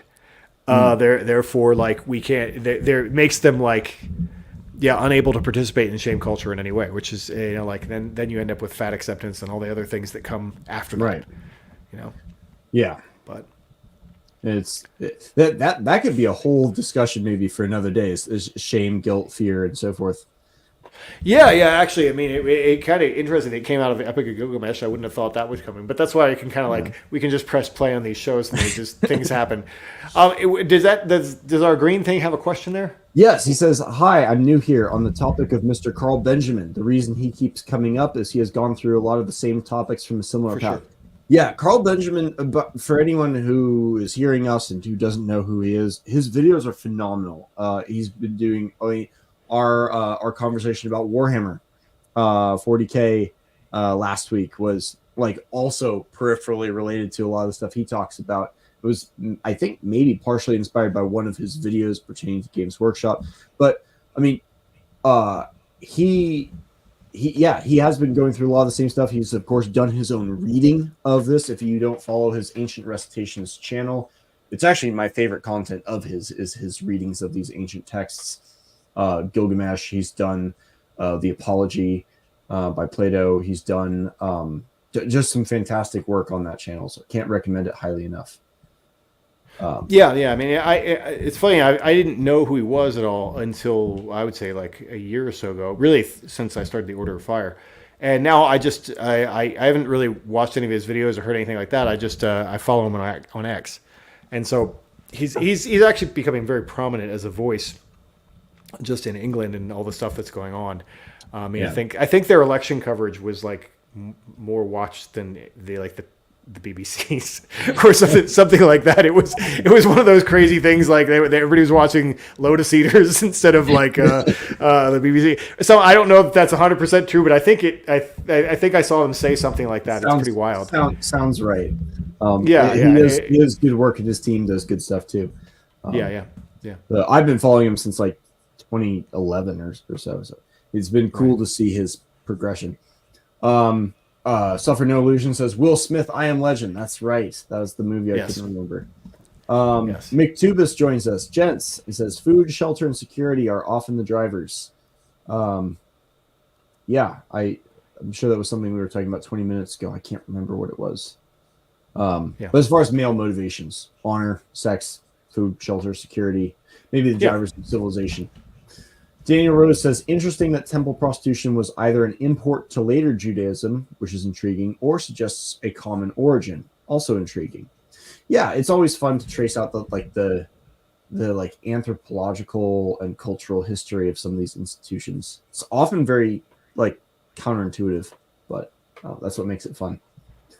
Yeah. Nick Davis says, absolutely nothing wrong with an occasional pipe or cigar. Yeah.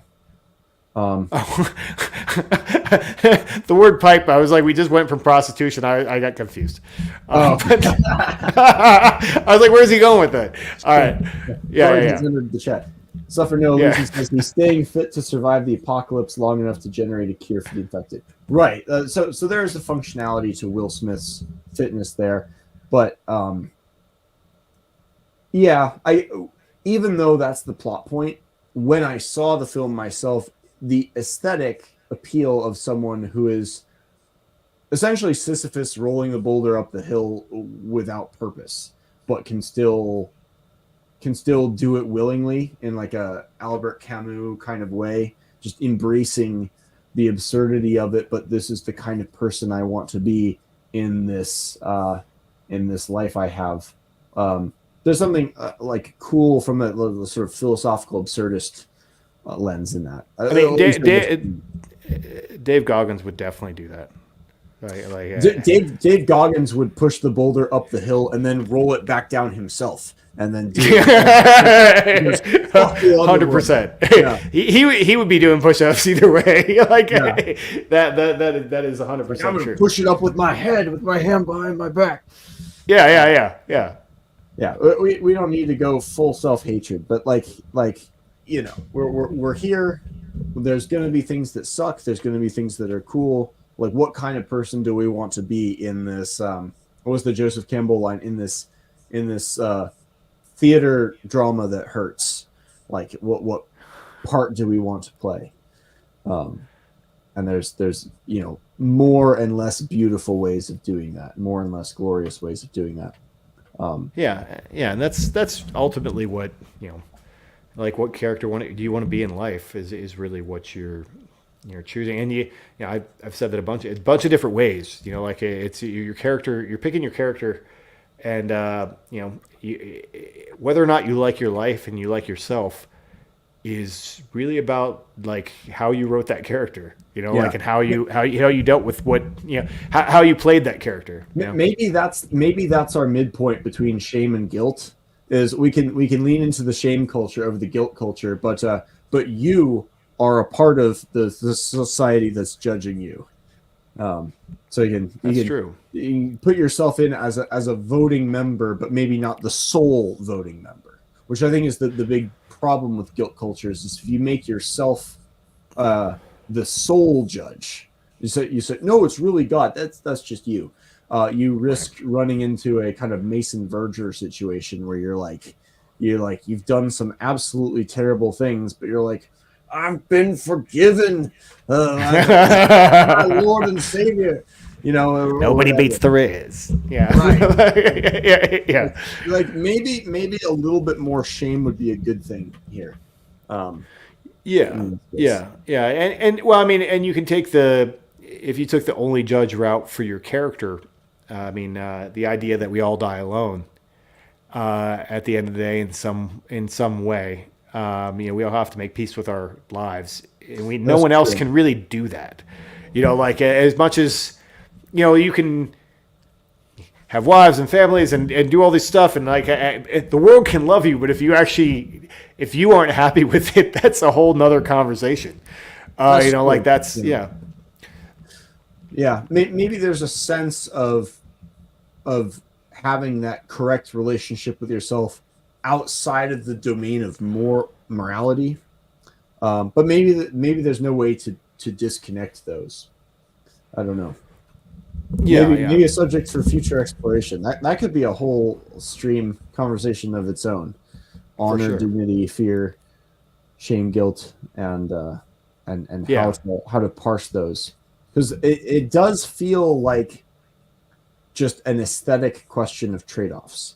There's no absolute right answer, probably. But Right. there Well, are I mean, things to give up. it's like what? Yeah, it's aesthetic, but I think there's a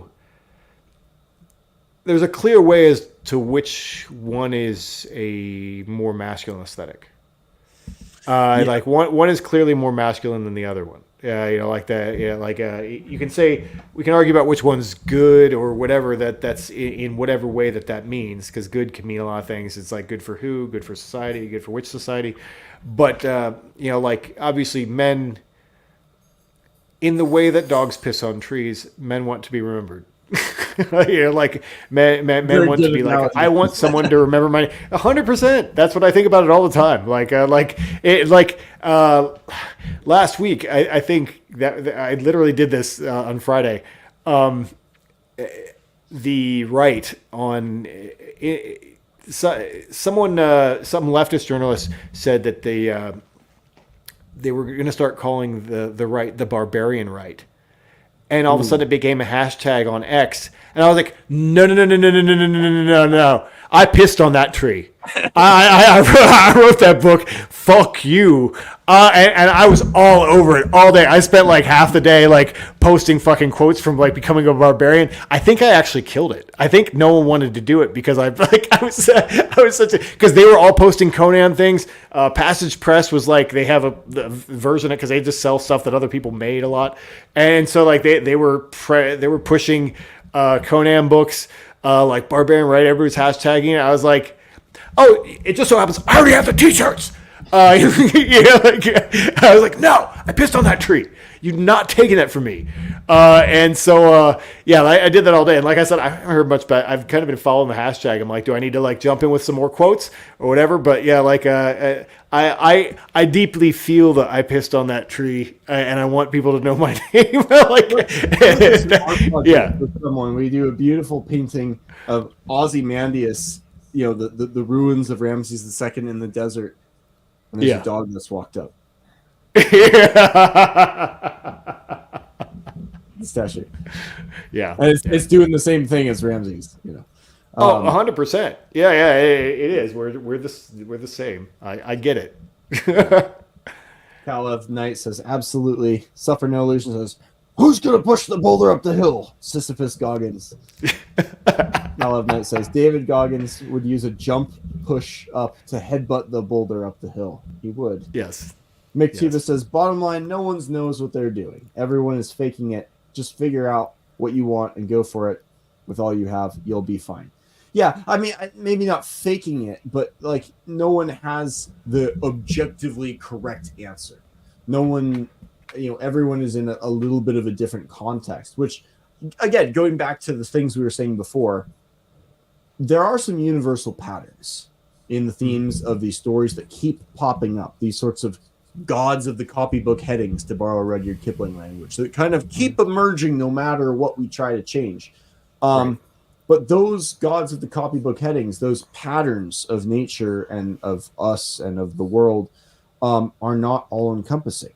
There are still variations we have to make, and it does seem to come down to trade-offs. And so like the point that we have to figure it out ourselves, and in trying to use our own judgment, we're doing what everyone else is doing. No one has the objective right answer, I think is correct.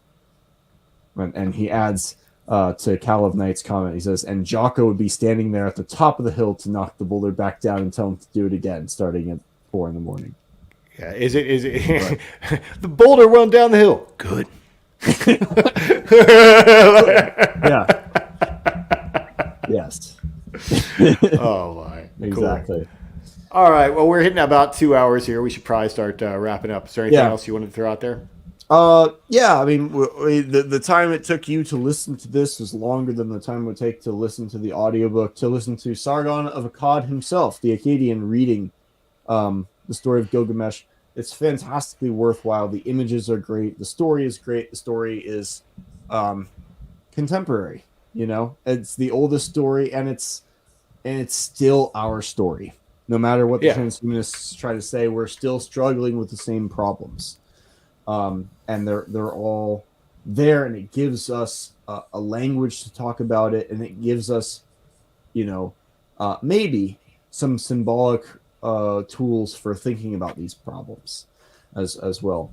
And if nothing else, then at least a sense of fellowship in shouldering these problems together. If not with David Goggins, then at least with someone like Gilgamesh. So Yes. Yeah, that's a good wrap up there. The only other thing I wanted to mention is that one of the points that came across in my notes of like going back through my highlights in the Kindle version or whatever was I think in the commentary of the introduction was saying about ziggurats being a mountain, like a ziggurat being a man-made mountain, and that's the whole point of it, is that it's a man-made mountain to get closer to the gods, and the that came together for me in a way that I love ziggurats, and I would like to build a ziggurat someday. But that's the goal of the Order of Fire. We would like to build a ziggurat somewhere, and and that kind of brought home the meaning of that, and build a mountain to get closer to your ideals, and this idea of like mountain being a metaphor for something that brings you closer to the ideals is a I think powerful thing. And then we have this line that goes through Gilgamesh of that thing of like, mountain, bring me a beautiful dream. It's this like really nice thread that I hadn't really seen. Ziggurat, mountain, gods, like it's this beautiful poetic thread, and so that's something that I wanted to bring out. But other than that, we'll wrap it up here, and we'll have this on Spotify here in a day or two. We have a great guy in the Order of Fire who's doing that for us. And the First Men, we are still accepting applications for the First Men, and we have a big event coming up here in the next few weeks. Beginning of October, we actually have 2 events. One is going to be in California, and one is going to be, and I will be at both of them. And one is going to be in South Carolina. So if you're in the South Carolina area and you thought about applying to join the First Men, if you're in the South somewhere, and you can drive, this would be the time. It's going to be a cool event. We have, I think 12 or so guys coming out, maybe some more. So it's going to be our big event for the year, and so this is a great time. And we have a lot of some new guys in the Order, the First Men. And we're looking to, add some more. I think we have some momentum going right now, so I'm excited about that. So I wanted to throw that out there for that. Obviously, we have the Adventure Collection, these Adventure shirts. I just did samples for a long sleeve one, but the short sleeve one, we still have plenty of those. So we'll see. I mean, that'll be months out. So, but these hats we have available. Check those out in our store. And then, I don't know, beyond that, I think that's about it. Obviously, if you just want to find out more about the First Men and the Order of Fire and what we're all about, obviously read Fire in the Dark. And also, if you can, in the show notes here, there's a link to sign up for our mailing list. And when you sign up for the mailing list, you get a link to our Telegram chat, the Greater Mandala. It used to be a Discord, now it's a Telegram chat. Works a lot better. So anyway, guys, thank you for watching. Thank you for somebody. I think that's our first tip that we've gotten. Yeah. That's pretty awesome. So thank you for that. And until next time, stay solar. Stay solar.